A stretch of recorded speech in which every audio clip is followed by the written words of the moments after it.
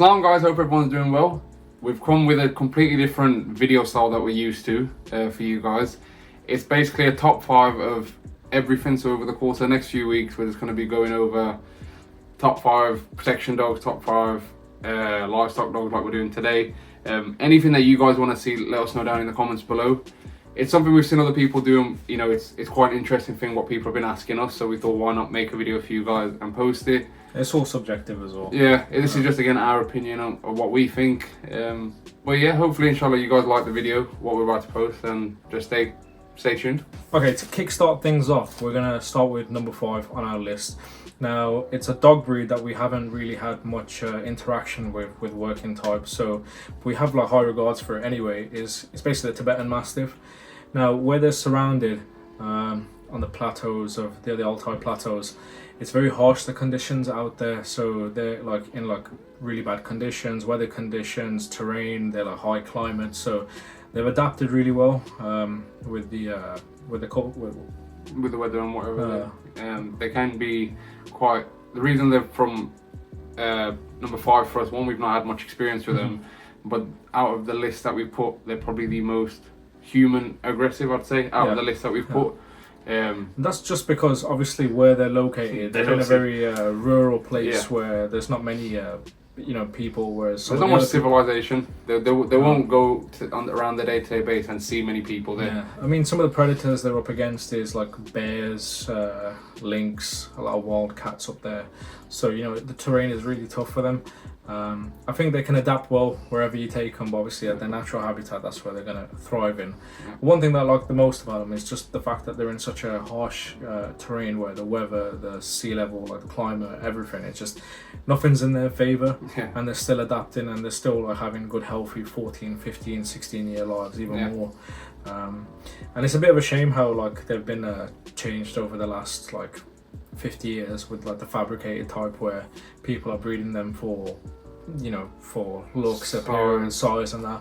I mean, a proper Tibetan Mastiff is a wicked dog, so it's something that we're gonna film over the next year. Well, we have plans. One thing we're terrified to film. We're terrified to film it, but yeah, for 5th place we'll do the Tibetan Mastiff. So coming in 4th place we have the Central Asian dog. So we were a bit unsure of like having a specific type. Obviously you got the Tajiks, you got the Kazakhs, you got Kyrgyzstan. There's like different types of where, you know, these dogs are situated across Central Asia, even like Uzbekistan. So it's really difficult to pinpoint of what, you know, of a specific type.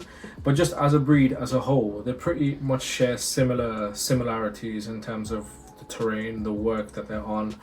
And obviously we've owned our own type, so we've had like Sargon, which was more of a Kazakh type with a bit of Russian influence in him as well, and then we've had Zari as well, and obviously Lucky, and we've dealt with them like different ones that we brought over for people as well.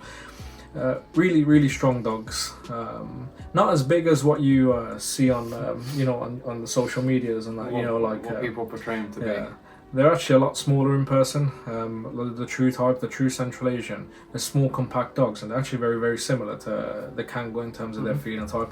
Obviously, Turkey and Central Asia, if you look at the history of you know both dogs, it's like the way the nomads came. They come from Central Asia into Turkey, so like there is like similarity, but obviously over like years. Some arguments say it's the same dog. It is pretty much the same dog, but obviously we won't get into the politics of that. It's politics, but yeah, we'll say with Central Asian and number 4, it's a solid pick. I'm very like to those who don't know, give some. What's the 3 main predators for Central Asian? I mean, it's a vast land where they're on, so they're gonna literally have all sorts of predators, more than the Tibetan. Because the Tibetan's so high up, there's obviously a select amount of predators that are up there with it, but whereas the Central Asian dogs, as well as some of the others, you're gonna have your bears, you're gonna have like wild dogs, hyenas, like Central Asian hyenas. You're gonna have like cats, wild cats as well. Boars. There's a lot of animals, and sometimes the animal wins. Sometimes you know, the dogs will win. It's literally just a game of life. Who comes out on top. But yeah, Central Asian is number 4 on our list. So coming in at number 3 is the Carpathian Shepherd dog. When we were in Romania, we visited a farm who had basically Carpathians literally everywhere, and we get to see them work. We were both amazed by. Obviously, we've heard good stuff about them, and one thing that you guys need to know is why I've ranked them quite high up is in terms of like predator population. Romania has the highest count of bear population within. Well, it's 4th in the world. Now it's competing with the US, Canada, and Russia. Now, if you look at those 3 sizes, and then you look at Romania, which is a small little like area on the world, that's a lot of bears per radius or whatever you want to say. Square meter, whatever. Yeah. So, and these Carpathians, I've got footage. I'll put it up now of them going after bears and so forth. So these animals are always encountering, these hard predators. Obviously, there's wolves as well.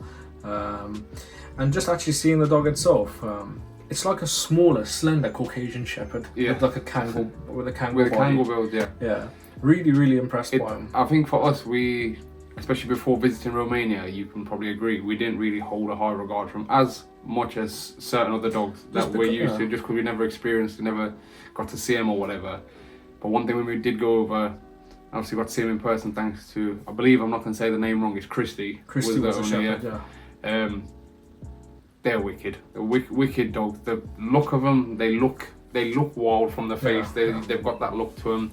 As he just said, they're smaller Caucasians with a slender Kangal build.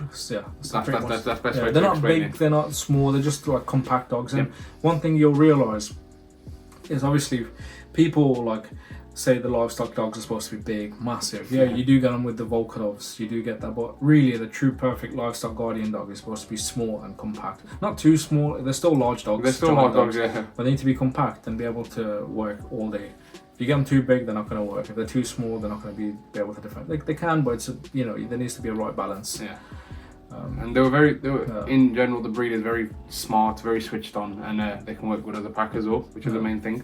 At number 2 is possibly my favourite, but the reason why I chose it in that spot is because number 1 is just the most balanced livestock guardian dog in our eyes, and in most people's eyes.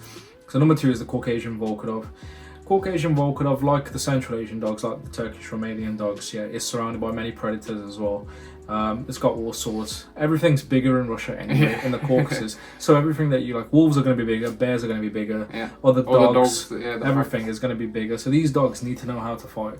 And what the Caucasian Volkodav, the way they've been breeding is there's been a lot of Volkodav testing done over since the dawn of time. Really, that's exactly how it is. They're trying to find the alpha. It's a landrace dog, so over time the alpha has always took over, and bred with most the strongest is always still going to survive. 100%. Yeah, and that's what they implement these days in their testing, and just to be able to see them in person, to see them move for the size, and they're like in terms of like strength, combat, just everything, ability, I would say it's number 1. But these days they're not used much for livestock purposes for what we've seen. A lot of people are using them for other reasons. Whereas the Kangal is more used for livestock purposes. Don't get me wrong, I have seen the Volkodavs work on farms and they're doing great. They're literally like they're more than enough. You can have that dog like in Alaska. You can have that dog in in Romania. The thing with that dog is it can adapt to anything. The only thing, in my opinion, the reason I'd probably have the Kangal above is purely for the sake of, we'll put some pictures up. These dogs can get massive, and not everyone can control a dog this size. It is too big for certain people. The dog has a lot of strength. Is capable of taking down stupid size of prey they need for like a threat or whatever's going to come into its way. But that leads us on to our number 1 spot, probably the ultimate livestock guardian dog breed, which is the Kangal. A bit biased as well. it can be biased.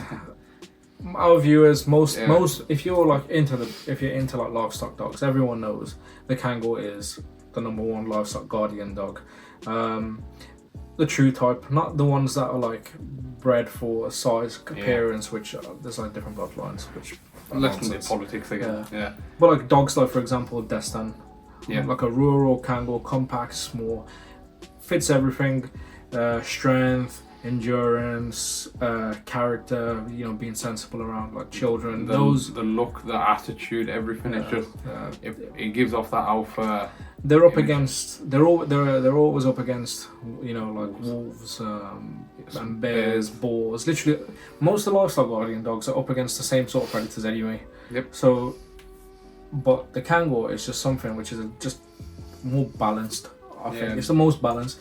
Like I said, it's going to cause a little bit of disruption in the comments and whatever, where some people are going to say no, our breed's better and so forth. Like I said, it's subjective to us, just from our own experience of seeing all the dogs. From owning the dogs, from getting to see them out in nature, in their space, seeing how they work.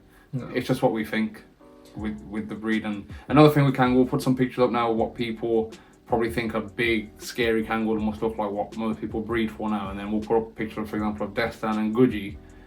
They're not like what people are portraying it to be as nowadays. Guji was how big? Like low 70s. And she got a video of killing a wolf. Now that's the sort of size they're meant to be for working ability and whatever. Really, a Kangal should really top out at like about 83, 84 centimeters to that's our max. Yeah, you don't really want anything bigger. And weight-wise, you don't really want... The highest you'll get on is 75, 70 kilos. That's at a push. That's like winter weight. But yeah, I think that sums up the video in terms of what we think are our top 5 LSG dogs. Let me know what you guys think in the comments. If you beg to differ. It'll be interesting to see people's opinions on how we've ranked them, but also your guys' opinions of what you think and what you guys want to see next as well. Like, do you want to see our take on like protective dogs, family dogs? What we just like our personal favorite dogs, worst dogs that we would never own. Like literally, there's an endless possibility of like ideas that we can put out for you guys. So hopefully you guys like the video. Make sure you like, you comment and subscribe, and inshallah we'll see you for the next video. Allah Hafiz.